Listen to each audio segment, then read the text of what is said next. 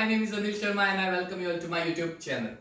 So my dear students, we are having a video lecture of coordination compound related to crystal field theory. We had already discussed about valence bond theory and limitations of valence bond theory, of course. If you have not watched yet my video lectures of valence bond theory, go and watch video lecture number 13 and 14. You'll get detailed idea about valence bond theory. Due to some limitations of valence bond theory, a new theory was proposed, that is crystal field theory. So in this video lecture, we are going to discuss about crystal field theory. So if you have not subscribed my channel yet, please subscribe my channel. Also, if you really like my videos, click on the like button and yes, give comment as much as possible, and of course don't forget to click on the bell button.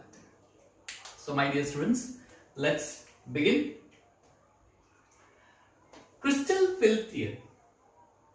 Due to certain limitations of valence bond theory, a new theory was introduced, that is crystal field theory. We are going to have two communications together, Hindi and English, दोनों साथ में रहेंगे, so that it won't be difficult for all the students to understand. So crystal field theory basically introduced हुई थी only because of certain limitations of valence bond theory. Go and watch my video lecture number 13-14 for valence bond theory. So crystal field theory and valence bond theory, what is difference between both these two theories?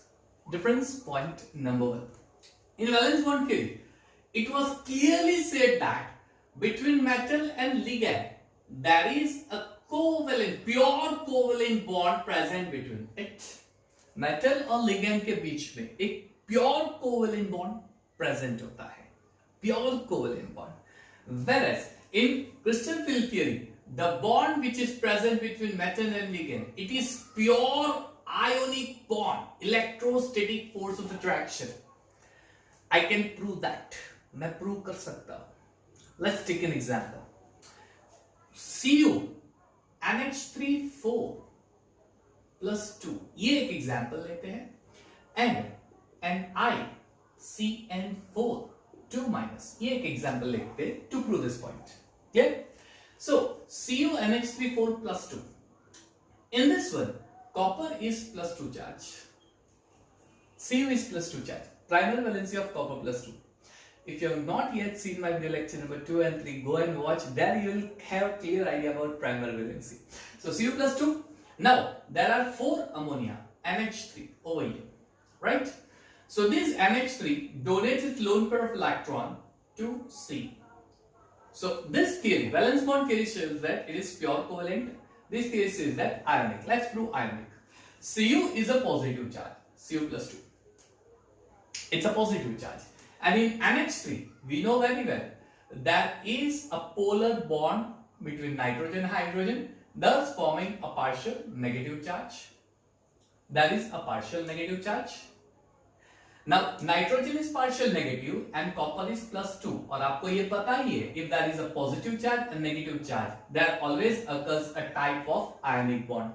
This is ion dipole force of attraction. ये covalent नहीं है, ये ion dipole force. ये dipole है, ये dipole है और ये ion है, तो ये dipole ion force of attraction हो गया, है ना? पकड़ा गया. It is a pure ionic, you can say, ion dipole force of attraction. So when it is a neutral ligand, then also the bond is ionic. You can see this one. तब भी ये आयनिक ही होगा, because nitrogen पे negative charge है, copper पे positive charge है. So there is a type of ionic bond over here, ion dipole force of attraction. Clear? Let's take another example. NiCN4. In NiCN4, nickel is plus 2 ion. And what is the charge of cyanide? It is negative. And which bond is present between positive and negative? You will definitely say, sir, यहाँ पे तो ionic bond होगा. So yes, it is right. It is ionic bond because there is always an ionic bond present between positive and negative ion. So crystal field theory suggests that there is always ionic bond present in between the metal and ligand. Point number one. Point number two. Here we don't have exact judgment of magnetic property. Exact judgment. जैसे हमने देखा था last video lecture में nickel. Nickel can have diamagnetic also and it can have paramagnetic nature also. So we don't have exact judgment of this. This theory gives exact idea of magnetic property. exact idea. We get exact idea of magnetic property in this theory. Exact idea. But there is one point of difference more over here. We don't have any type of information. We do not gather any type of information of hybridization in crystal field theory. Crystal field theory में hybridisation से related कोई information आपको नहीं मिलेगी, whereas in valence bond theory you can judge about hybridization also. If it is sp3 then tetrahedral, bsp2 square planar etc. you can go and judge, right? एक और चीज crystal field theory में it was assumed that metal and ligand they are nothing but a point charges. वो लोग point charges हैं. So these are the assumptions of crystal field theory. Assumptions of crystal field theory. So I'll repeat all the assumptions of crystal field theory. Just listen it carefully. I'll repeat it. Crystal field theory. Number one, this theory is purely based on ionic bond. There is an electrostatic force of attraction present between metal and ligand. Doesn't matter whether the ligand is negative or it is positive. That is, either it is ion dipole or it is pure ionic bond. Number one. Number two, it's a point charge. Metal ligands, they are electric point charges. They are point charges, just like positive charge and negative charge. Point charge just like positive charge and negative charge. Point number three, we get exact idea about magnetic property in crystal field theory. And last point, yeah, of course, we don't have any, we don't gather any information about hybridization. Okay? Fine. Before we talk about crystal field theory, we will say one more thing, that in crystal field theory, we will get also an idea about splitting of d orbital. This theory give detailed idea about splitting of d. Splitting of d orbital, इसकी भी idea हमें crystal field theory से मिलते हैं. So is it like we cannot study about splitting of s and p orbital? Yes, because it is not splitting. ये split नहीं होती. It's not splitting. S and p orbital, they are not splitting. Only splitting of d orbital takes place, and this splitting can be explained on the basis of crystal field theory. Right? It can be explained on the basis of crystal field theory. Fine. Let's move on. Now, splitting of d orbital. First of all, we should know how many d orbitals are there. There are 5 d orbitals. Right? Out of that, you can see the first 3 d orbitals: dxy, dyz, dzx. All these d orbitals, dxy, dyz, and dzx. All these d orbitals, they lies between the plane. If I talk about dxy, it lies between the two axes x and y. If I talk about dyz, it lies between the two axes between y and z. If I talk about dzx, it lies between two axes between z and x. So these are the 3 pairs. हम लोग बोल सकते हैं ये तुड़वा है, जुड़वा नहीं है, ये तुड़वा है, right? 3 together. और इसे हम बोलेंगे T2g orbitals. So coordination compound में these 3 orbitals are called T2d orbitals. T2g orbitals, dxy, dyz, dzx. Remaining 2 are dx square dash y square dz square. Dx square dash y square, you can see that they are on the axis. Dx square dash y square, these orbitals are on the axis x square and y square axis. And dz square, it's on the axis dz square. Why I am making you study of this d orbital again? Because यहाँ पे आपको ये चीज useful होने वाली है. Useful होने वाली है. Yes, of course. It's going to be useful for you. It's going to be very useful for you. So let's discuss about octahedral complex first of all. Octahedral complexes. Crystal field theory in octahedral complexes. Just assume it. अच्छा, octahedral का shape कैसा होता है? I guess आपको पता है, right?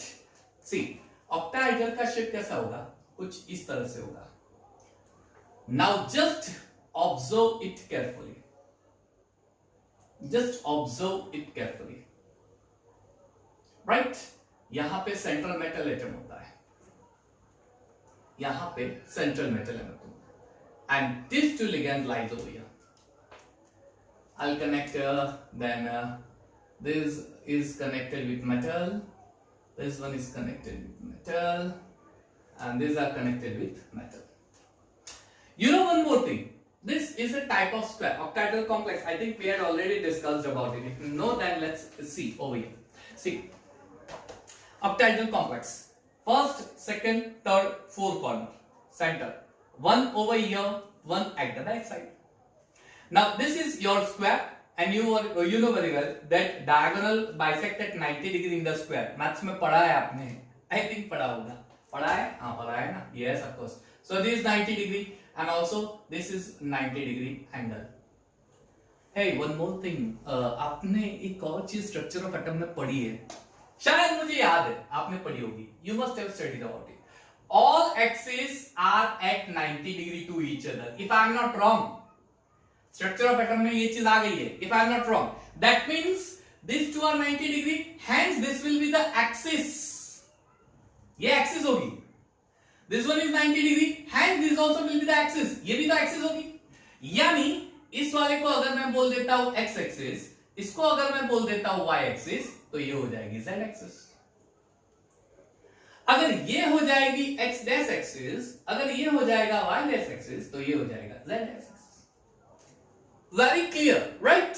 That means in octahedral complex, if I arrange ligand at the corner of octahedron के complex के octahedron के कॉर्नर पे if I arrange the ligands, then I clearly see this that ligands are arranged on the axis. On the axis, ligands are arranged on the axis. अब यहां पे एक interesting चीज note करेंगे. On the axis, ये x axis, ये y axis और ये z एक्सिस. ऐसा है. चलिए एक काम करते हैं, x और y की बात कर लेता हूं. ये x एक्सिस 2 डायमेंशन और ये y एक्सिस.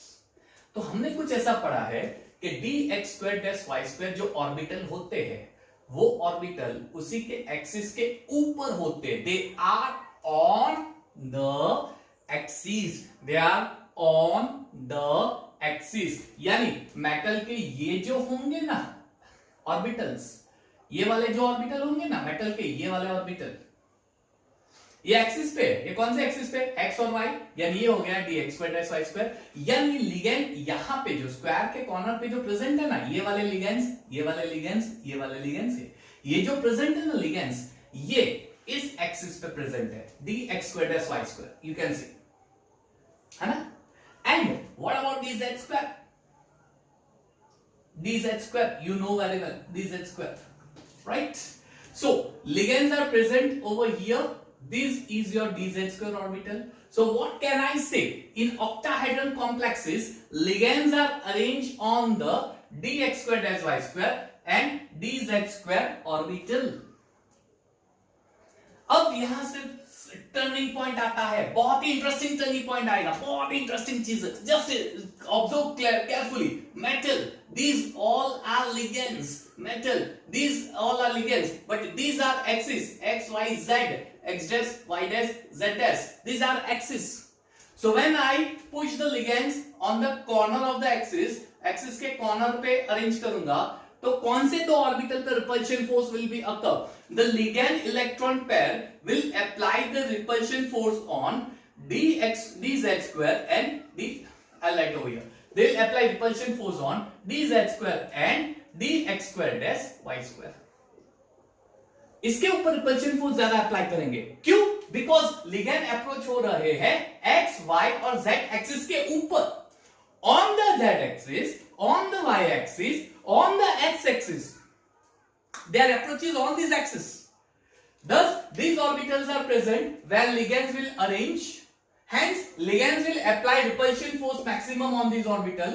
यानी जो d के phi orbital होते हैं, dxy, dyz, dzx, dx²-y² और dz², उनमें से ये जो दो ऑर्बिटल होते हैं dz² और dx²-y², इसकी एनर्जी काफी बढ़ जाएगी. It will increase very high.